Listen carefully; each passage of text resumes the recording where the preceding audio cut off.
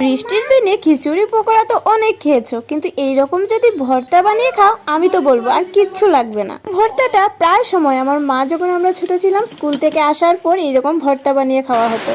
আর অনেক দিন হলো সেরকম ভর্তাও বানানো হয়নি, তো আজকে ভাবলাম যদি বৃষ্টি হচ্ছে তো এই ভর্তাটা আজকে ট্রাই করা যাক।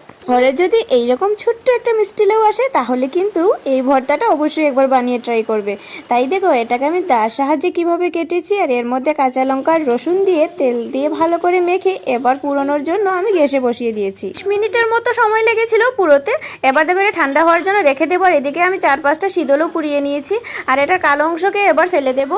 গ্যারেন্টি দিয়ে বলছি যারা শীতল খেতে ভালোবাসো তাদের তো এখনো মুখে হয়তো জিভে জল চলে এসেছে। কি ঠিক বললাম তো? দাঁড়াও আগে রেসিপিটা তো তৈরি করে নিই, তারপর তো খাওয়ার চিন্তে। গোলমরিচ গুঁড়ো, নুন আর পেঁয়াজ দিয়ে খুব ভালো করে শীতলের লাউটাকে মেখে নেবো। এবার দেখো মাখা হয়ে গেছে আর রেডি হয়ে গেছে। সময় থাকলে একবার অবশ্যই কিন্তু ট্রাই করবে।